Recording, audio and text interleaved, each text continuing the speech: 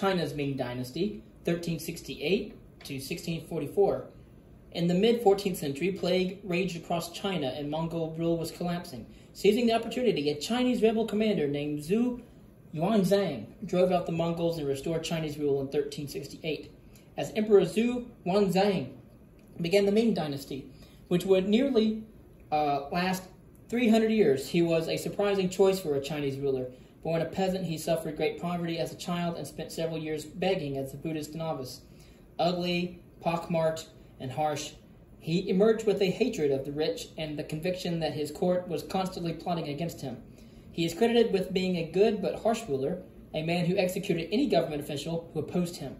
As he noted in a proclamation, quote, "In the morning I punish a few, by evening others commit the same crime. I punish these in the evening, and by the next morning again there are violations. Although the corpses of the first have not been removed, already others follow in their path. Day and night I cannot rest." End quote. Nevertheless, Zhu Yuanzhang brought prosperity and a resurgence of national pride to China. Ming means brilliant, and prospects certainly brightened for the Chinese after a long period of exploitation.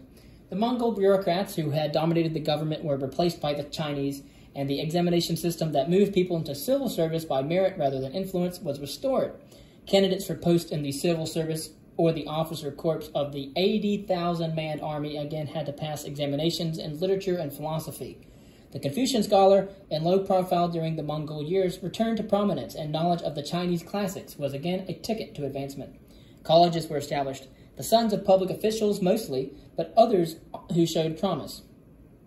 Slavery was abolished, estates were redistributed to peasants, and taxes were made more equitable, with the wealthy paying their share. Perhaps due to Zhu Yuanzhang's peasant background, the Ming economic system emphasized agriculture, unlike that of the Song dynasty, which had preceded the Mongols and relied on traders and merchants for revenues.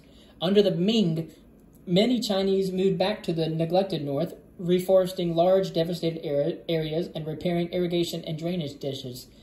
As a defensive measure, soldiers who had helped drive out the Mongols were settled with their families in border areas. World reforms brought greater agricultural production and prosperity. Under the Mongols, the Chinese population had dropped 40% to a little more than 60 million. Over the next 2 centuries, under the Ming, it doubled.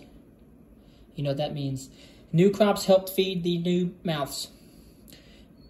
Sorghum became common in dry areas of the west and northwest. Cotton had been grown in Mongol times, but now cultivated intensely as a money crop. From the New World would later come potatoes, maize, peanuts, and tobacco, which could be grown in areas where rice could not. With prosperity and population increases, the job market improved, and China began producing larger amounts of products such as tea, silk, handicrafts, and porcelains. Construction and fine architecture reached a peak under the reign of Zhu Yuanzhang's son, Yongle, who usurped the throne from his own nephew and ruled in the early 1400s. During the return of the Mongols, Yongle had the Great Wall repaired and in 1421 built a new capital in the north, today's Beijing. Undistinguished as a city, it originated as a barbarian settlement and had existed for centuries, but the Ming, using hundreds of thousands of workers, remade it into the center of the Chinese cosmos. The new walled metropolis had 9 gates and was laid out in a rectangle, since the Chinese then believed the earth was square. Inside the rectangle was a smaller walled area, the imperial square. Inside that lay an even smaller enclosure, the Forbidden City, where the emperor lived. Ming emperors built elaborate gardens, graceful pavilions, arched bridges, and tall pagodas. Public buildings were adorned with curved roofs and colored tiles. The Grand Canal was extended in order to supply the city with grain. In the 15th century, the Ming expanded their territory. The Mongols had been the first to incorporate areas in the southwest into China, and the Ming army affirmed its control there. It also staged invasions into Mongolia and Vietnam and became a sea power, with vast fleets sailing into the Indian Ocean and demanding tribute from foreign ports.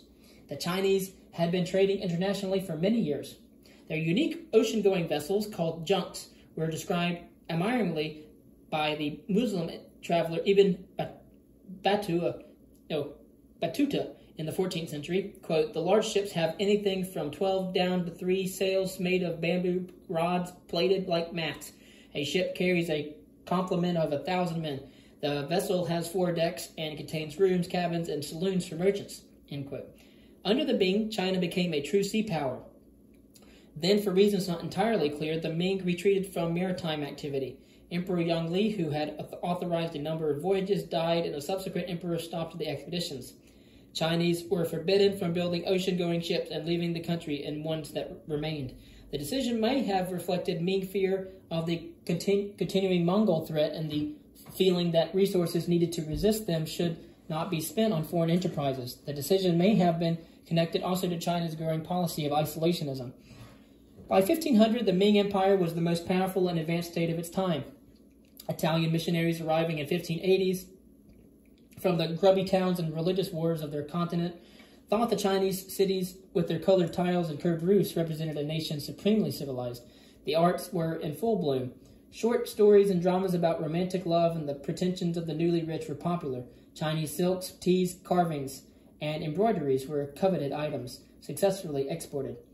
Ming porcelains were the envy of the world. First made around 900, they were fired in kilns that reached temperatures above 2200 Fahrenheit. Today, nearly all porcelains are still called China. A Ming mercantile class arose and became wealthy. Chinese commerce was stimulated by the flow of silver from the New World, used to pay for Chinese exports of tea, silk, and ceramics. To satisfy European markets, Chinese businessmen devised a way of mass-producing cheaper types of porcelain. The resurgence of Confucianism during the Ming era fed a belief never far from the surface in the superiority of Chinese ways. Discourse with foreigners was considered unfruitful and was actually discouraged. The European traders and missionaries who began sailing to the Far East in the 1500s were tolerated but rarely allowed into court life. Europeans were seen as barbarians, developers of a few novelties that could not compare with the accomplishments of the Chinese and their elegant way of life. Despite the civilized accomplishments that so impressed the Europeans, all was not well within the latter Ming Empire. Prosperity was maintained with harsh discipline, in which out-of-favor political leaders and other enemies were beaten to death in public. The seclusion of the Forbidden City worked both ways. Outsiders could not get in, but emperors had little contact with court business. Increasingly, they left day-to-day affairs up to court officials, many of them eunuchs who grew wealthy by selling favors and bribes. As an expression of conscience, upright Confucian officials in the early 1600s staged protests that often resulted in their execution. Rebellions sprang up in the countryside. Meanwhile, Mongols continued to threaten from the north, and pirates ranged along the coastline.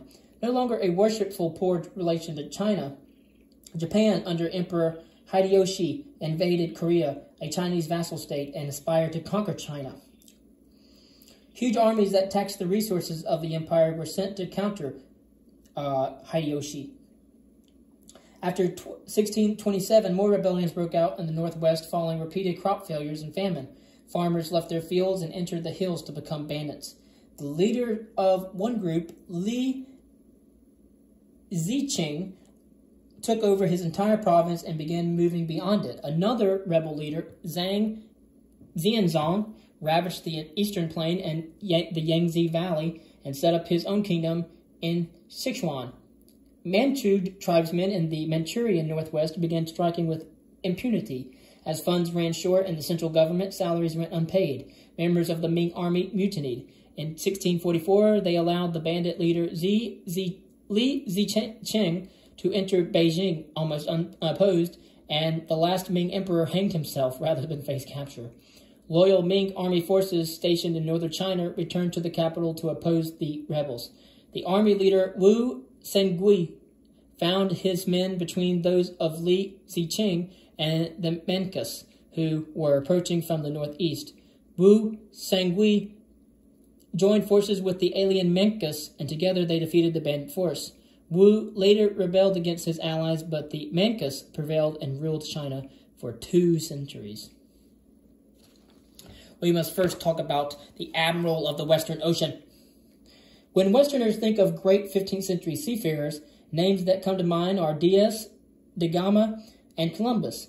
Yet well before those explorers left their European ports in the years between 1405 and 1433, Chinese Admiral Zheng He had taken an immense fleet west on 7 voyages covering more than 100,000 miles, ranging as far as the Persian Gulf and Kenya. So there's Atlantic history, a unique history between the, what would we say, the Europeans, the Africans, the Indians, between 1400 and 1900. However, a lot of people leave out the Chinese voyages. Xing He's story is all the more remarkable considering that he was a commoner, a Muslim, and a eunuch. Born around 1371 in the Mongol-held province of Yunnan, Ma Ho, as he was originally known, was captured at age 10 by Ming troops retaking the province. As was common, he was castrated and was taken into military service under the Ming prince, who would later be Emperor Yongle. The capable young soldier became a trusted advisor to the future emperor, who named him head eunuch and after gaining the throne gave him the name Zheng. In 1403, the new emperor ordered the building of a vast fleet of warships and support ships to travel the Indian Ocean. Unlike European monarchs, Yongle was less concerned with exploration and opening trade routes than he was with simply visiting tributary states or potential tributary states and creating an impressive appearance before them. And impressive it was. The first ship was undertaken by an armada of 317 vessels. They included 62 baoquan, the largest vessels then known in the world, perhaps up to 180 feet long and 28 feet wide in the beam. Xing He's first 3 voyages took him around Southeast Asia, Ceylon, and India. In Ceylon, or Ceylon, meeting resistance from the king, he took the monarch prisoner and conveyed him back to China. A 4th voyage took him to the Persian Gulf, where a Chinese mission visited Mecca. In his last 3 trips, Xing He visited Africa, bringing back zebras and giraffes. The latter were especially prized as representing the legendary Jilin, a unicorn-like beast of good omen. Despite the success of Xing He's voyages, the Ming government ended large-scale ocean-going expeditions in the 1430s. Increasingly isolationist, it turned its attention inward. By 1503, the Navy was only 1/10 as large as it had been when Xing He began his voyages, and the Chinese abandoned their claims to sea power.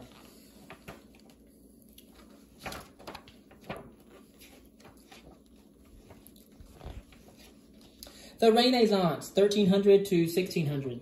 The idea that Europe experienced a dramatic rebirth, a Renaissance, in the 14th century was perpetuated by the people of the Renaissance themselves. It was they who labeled the preceding era the Middle Ages, or Gothic, in order to distance themselves from their forebears. But in fact, the European cultural flowering, known as the Renaissance, was a natural outgrowth of the High Middle Ages, an evolution rather than a revolution. Its first flowering occurred in Italy from roughly 1300 to 1500. Followed by a northern Renaissance in France, Germany, England, and the Low Countries between about 1450 and 1600. For Europe, the 14th century was one of disintegration. The 100 Years' War entangled England and France in a long and bloody conflict. The plague decimated Europe's population and left entire villages deserted.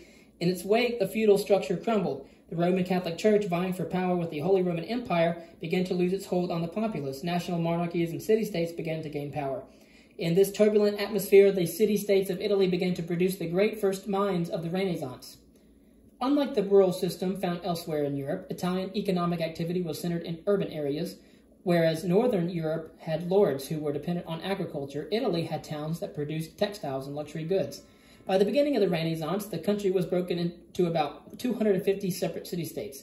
Many were nominally under the control of the Holy Roman Empire, but in fact they resisted the rulership of emperors and kings and fought each other for power and control. In prosperous cities such as Milan, Florence, Rome, and Venice, wealthy merchant families such as Medicis and Borgias rose to power and became patrons of the arts.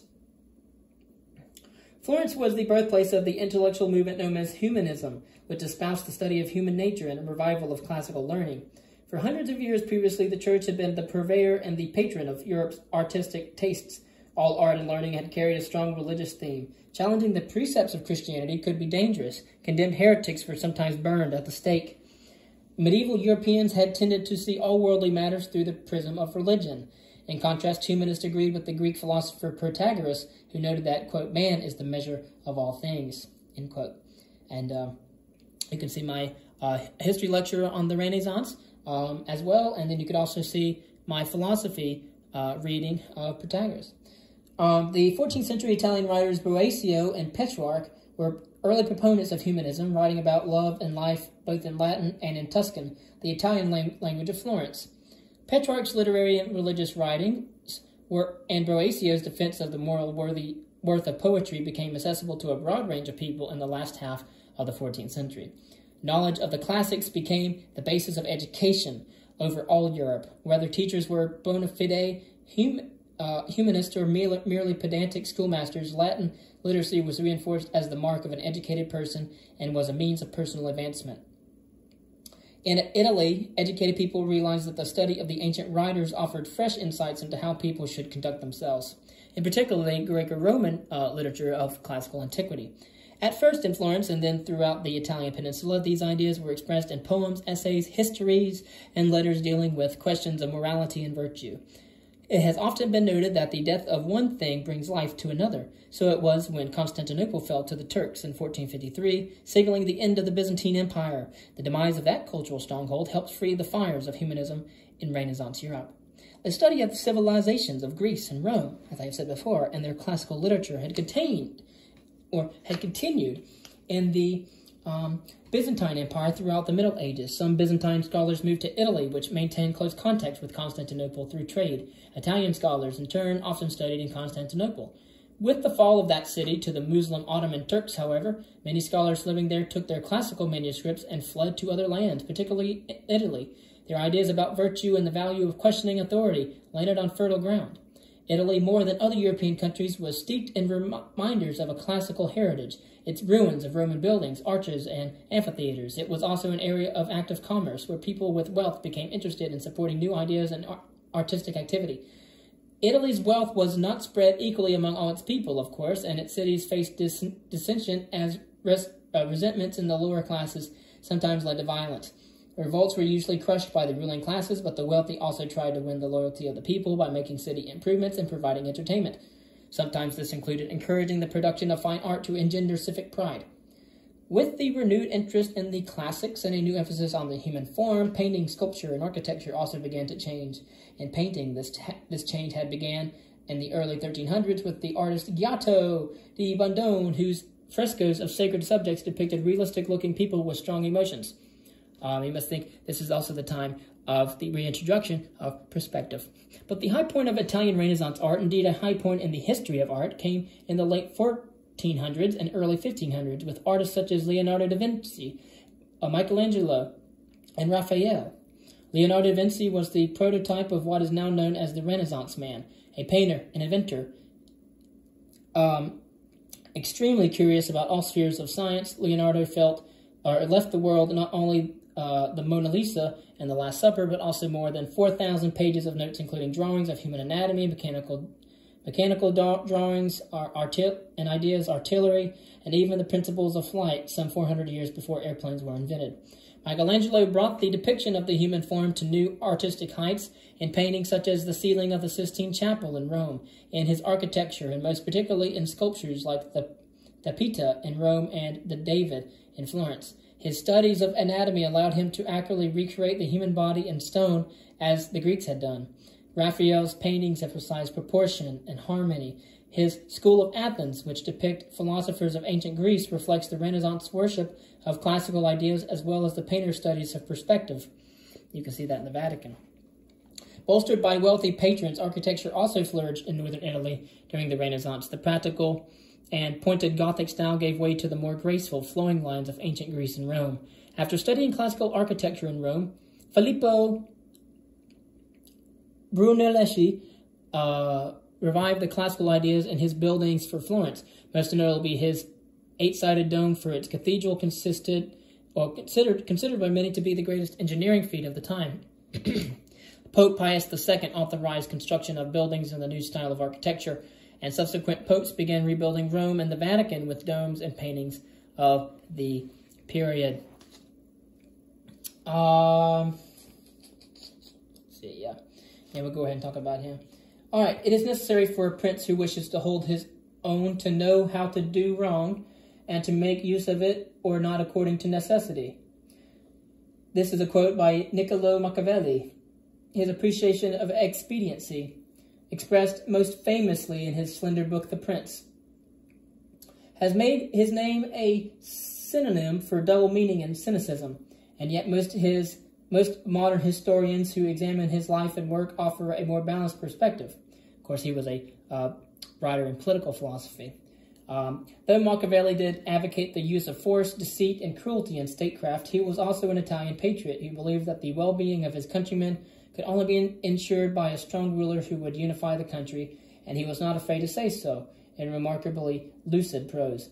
Born in Florence in 1469, the son of a lawyer, Machiavelli worked as a secretary to a Florentine political council and then as a diplomat. One mission took him to Urbino to meet the infamous Cesare Borgia, a man whose unscrupulous use of murder and treachery made him a model for Machiavelli's ideal statesman.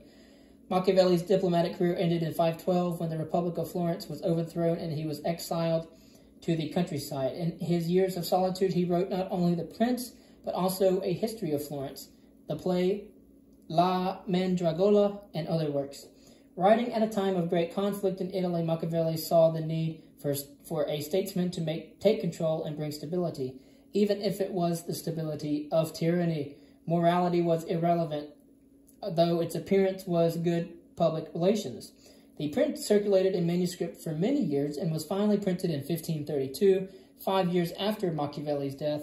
The amoral philosophy of his book has been roundly condemned ever since, but its clear-eyed assessment of practical politics remains influential to this day.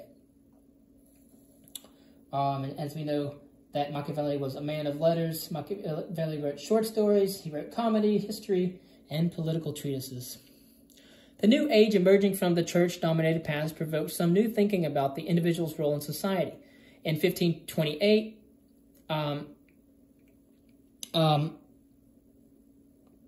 Castiglione, a diplomat and scholar, published the Courtier, a treatise on manners that became a handbook on how to be the ideal gentleman. It was translated into French, English, and other northern languages and circulated widely. Far less idealistic than the Courtier, and probably far more influential was Machiavelli's revolutionary book, The Prince, which we have mentioned before, a work of political philosophy that starts with the assumption that people are naturally greedy and amoral, and that for a statesman, the end justifies the means. Though books such as The Courtier sought to portray women primarily as decorative, civilizing influences on men, the education and power of women in society, wealthy women at least, improved during the Renaissance. Aristocratic families had their daughters tutored at home, sometimes by noted humanist scholars. Rich merchant families sent their daughters away from home to attend convent schools. Some women had opportunities to play prominent roles. For example, after her husband was captured in battle, Isabella d'Este ruled the small Italian territory of Mantua with such skill that scholars and artists were attracted to her court. Lucrezia Borgia, daughter of the Pope Alexander VI, established a court at Ferrara that drew some of the best thinkers, poets, and artists of the time. Although her father involved her in several marriages of political convenience, and her brother killed one of her husbands, Lucrezia has been cleared by modern research of accusations of crime and vice. She devoted her latter life to education and charitable works. The Renaissance was not a change realized only in retrospect. Writers and artists of the time talked about what was happening among themselves. Gradually, their ideas spread to the rest of Europe. The French invaded Italy in the late 1400s and were attracted to Italian art and fashions. Traveling Italian diplomats spread their new sense of values through northern Europe. Even as the culture of the Renaissance waned in Italy during the middle 1500s, it flourished to the north. Key to the dissemination of Renaissance thought was the development of movable type by Johannes Gutenberg around 1450. As the new way of printing became more popular and books proliferated, the idea of Italian Renaissance spread rapidly. Northern Europeans began to sponsor Italian writers and painters to make use of their talents outside Italy. Henry VII invited Italian scholars to come to England to teach classical literature, and proponents of humanist thought began to criticize church and society in their writings. For instance, Sir Thomas More, who became a privy councillor under England's Henry VIII in 1516, wrote his Utopia, a work of fiction that imagined an ideal society governed by reason. That's similar to Plato's Republic, in which property is held in common, women can obtain divorces or become priests, and every individual is equal and prosperous. Somewhat less controversial was the book named The Governor by Englishman Sir Thomas Eliot, which suggested ways in which men of social distinction and privilege should devote their efforts to public service. You might gotta think that Thomas More, he was really the beginnings of socialism, if you really think about it. Thomas More's friend Desiderius Erasmus, born in the Netherlands, had traveled extensively through Europe and had a thorough knowledge of the classics. His book, The Praise of Folly, published in 1509, mocks the human tendency to ignore reason and takes more serious issue with the corruption and abuses of the church. You have to think that Erasmus was a Christian, and so he was writing what one would normally call today Christian humanism. It's separate from secular humanism.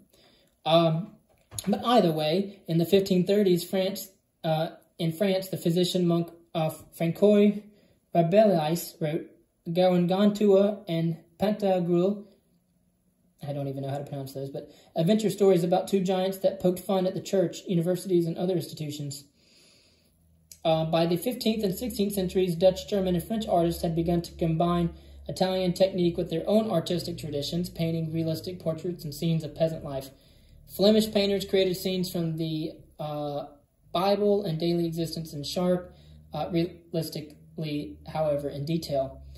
Jan van Eyck developed the use of oil as a painting medium, making colors richer. The French excelled in architecture, building graceful castles in the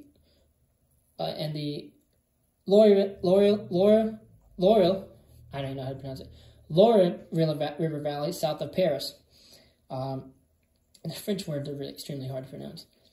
Just as great Renaissance artists like Michelangelo and Leonardo da Vinci can be said to transcend their era, so too William Shakespeare is held to be a writer for all times.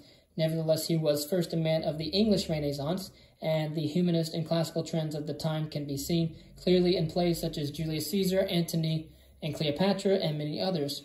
Utopian ideas shine forth in The Tempest. In his attention to the human condition, his broad interest in all aspects of the world, and his joy in his native language, Shakespeare, who lived from 1564 to 1616, is a prime example of a Renaissance man, though not as popular in his own time as he would come to be in the 19th century. Not surprisingly, the skeptical and energetic attitude of the Renaissance led to advances in science and technology in the 1500s.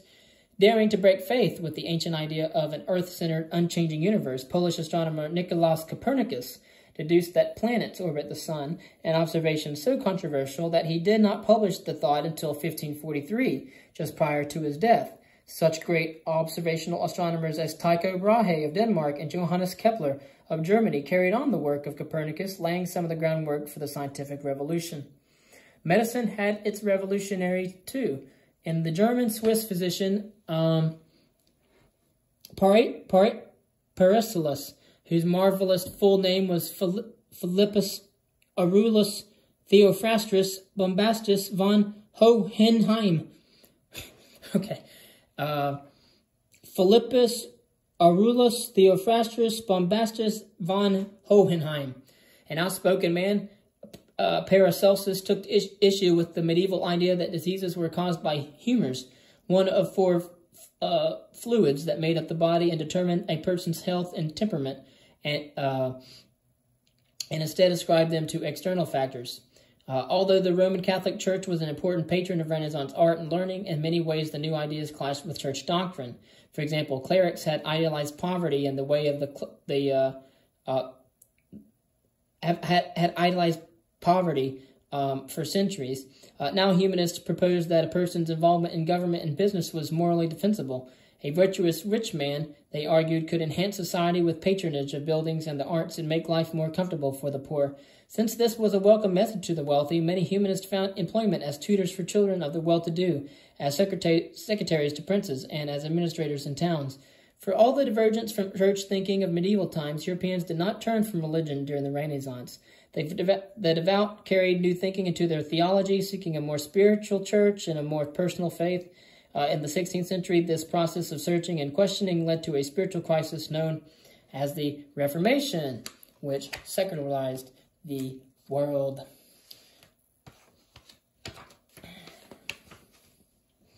Power shifted throughout the globe during the medieval era. Explorers, conquerors, and settlers wrought lasting changes around the world. In villages in the woodlands around Lake Ontario, Huron, and Erie, a group of tribes, the Iroquois, were linked by language and social organization. Within their palisaded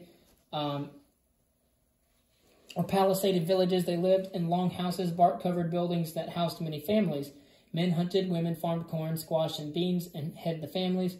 The Iroquois had a well-defined political organization. Every community had a council that advised the village chief. Although they frequently warred against other tribes, the Iroquois leaders understood the advantages of banding together. By the time Europeans began to settle permanently along the eastern seaboard, 5 Iroquois tribes, the Cayuga, Mohawk, Oneida,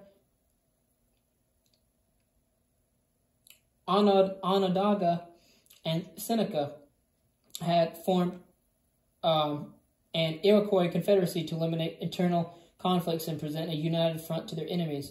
In the year 1001, Islamic Turks and northern India from Afghanistan under the leadership of Mahmud of Ghazni invaded and conquered several states in northwestern India and the Punjab, plundering Hindu and Buddhist temples.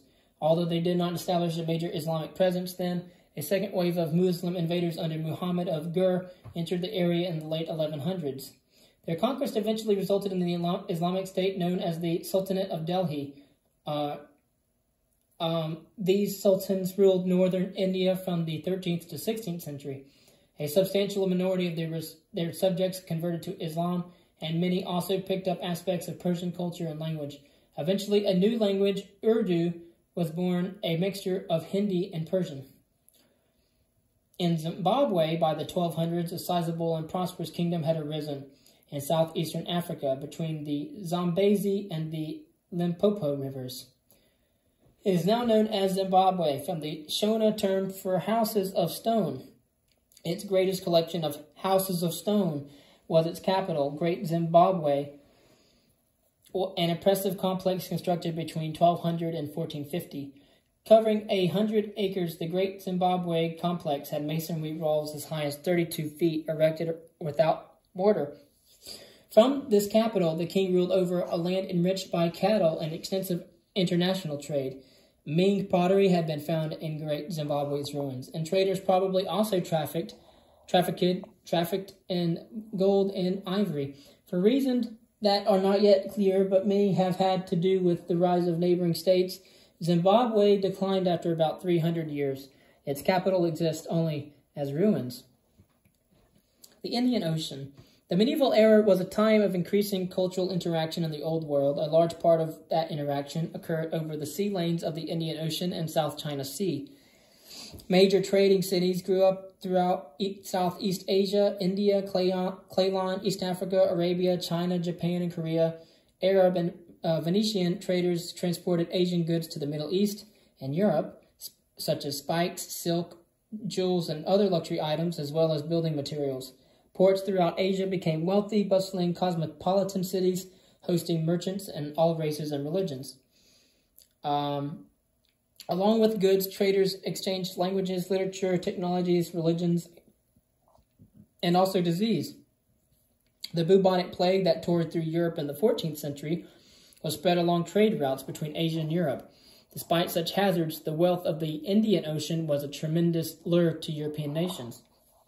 By the 15th century, eager to bypass Arab and Italian middlemen, European explorers began to make their way into the Indian Ocean basin, beginning an era of European exploration. In the Baltic states, even as thousands of crusaders were attempting to carry the cross into Jerusalem, other Christian soldiers had turned their eyes northward to the Baltic states of Prussia, Livonia, present-day Latvia and Estonia, and Lithuania. Early in the 13th century, armies led by the German military religious order, the Teutonic Knights, waged war on pagan Slavs in the north, sometimes aided by one Baltic faction acting against another. Although they were repelled from Russia by Prince Alexander Nevsky in 1242, the Knights subdued much of the Baltic by the 14th century.